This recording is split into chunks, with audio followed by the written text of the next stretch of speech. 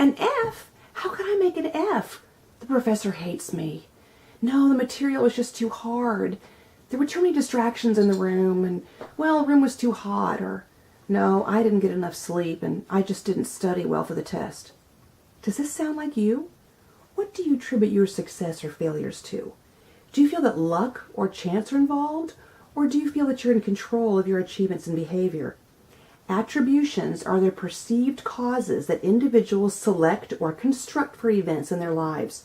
A basic assumption of attribution theory is that a person's understanding of the causes of past events influences his or her future actions.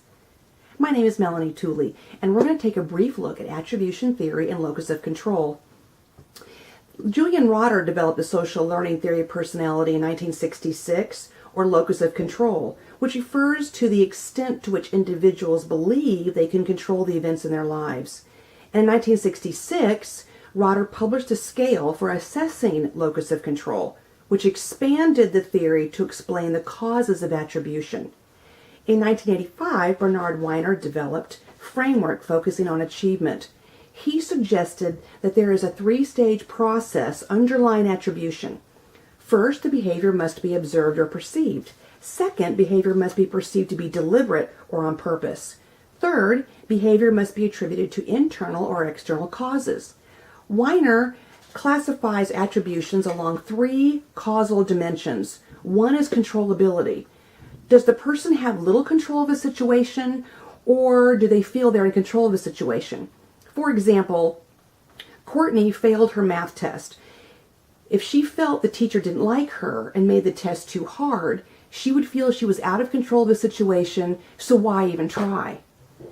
Stability refers to how likely it is that the causes will change over time. For example, if Courtney fails the test and she attributes it to lack of sleep, then the situation is unstable, but she has the ability to stabilize it by next time getting more sleep. Stability is directly related to one's expectancy for success. And finally, locus of control, which refers to one's belief that one's behavior is guided by external factors such as ability, effort, task difficulty, or luck.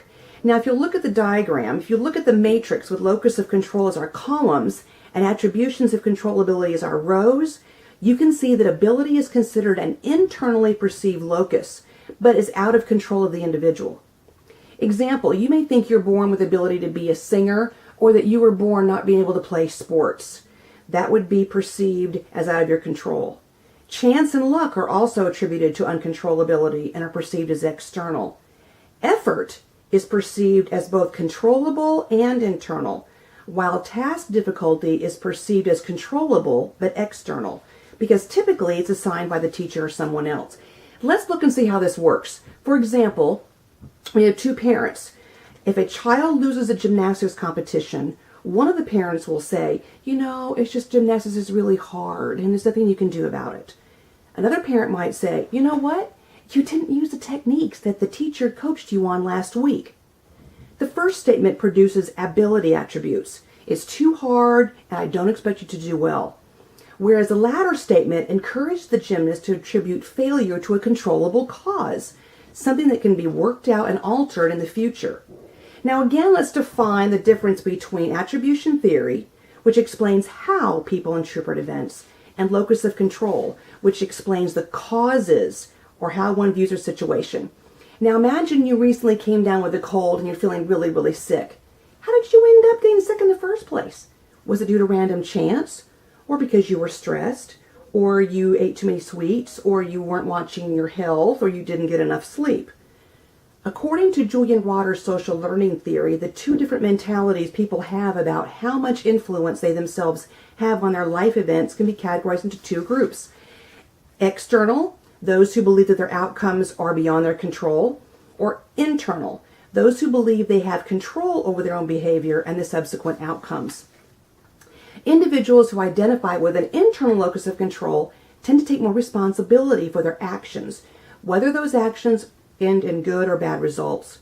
They do not accept outside influence for the outcomes, no matter what it is. For example, if you get back late from lunch, if you're back late from lunch from work, The internal will say, you know what, I should have been in the office, or I shouldn't have gone out. The external will say, well, the line was too long and there was nothing I could do about it. So the person who identifies with an internal looks at everything around them as someone else's fault, where the internal attributes it to their fault. Over the past 50 years, more studies have been published on this concept than any other. And though most people fall somewhere between these two extremes, an internal or external orientation has far-reaching results. For example, a massive study conducted under the United Nations of nearly 1 million people in 84 countries found that the major predictor of happiness was having an internal locus of control. Internality is one of the best predictors of managerial success.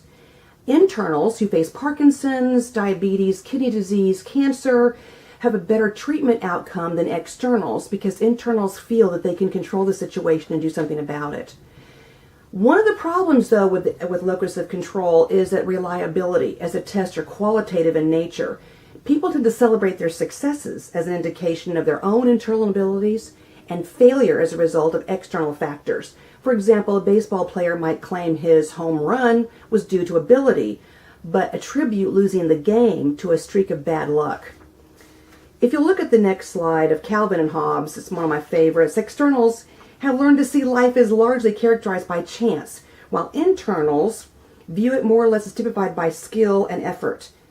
If you'll look at Calvin and Hobbes, in here he is taking a test with it's a true and false test. The external says, oh, I'm just going to flip a coin here at the end, and the internal, because he doesn't want to take internal responsibility. Calvin is a young boy who is an external, and Hobbes is an internal who keeps patiently but indirectly suggesting to Calvin that it is his behavior and not luck that is causing his problems. In conclusion, I have actually included the last slide, an appendix of Julian Rotter's 1966 LOC quiz. I encourage you to take the quiz and see how you do. See whether you're internal or external. The question is, can one change their LOC orientation? Because locus of control, all the literature agrees that it is learned over time. And if it is learned, it can be unlearned. For example, my kids blame me for being late to school. I didn't get enough sleep, I didn't go to bed, you made me late. Every morning I would make them get up and say, I'm responsible for me. Because they cannot continue to blame everyone for their successes or failures. In conclusion, there are tips for changing one's locus of control. You can internalize your religion, make it a part of who you are. Because the more you internalize your religion, the more you feel responsible for you and not blame others. You can change your friends. If your friends are external, you will be too. You can change what you watch or listen to.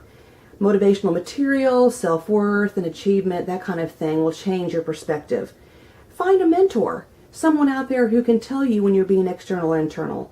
And regular Bible study and prayer will change your life. Thank you.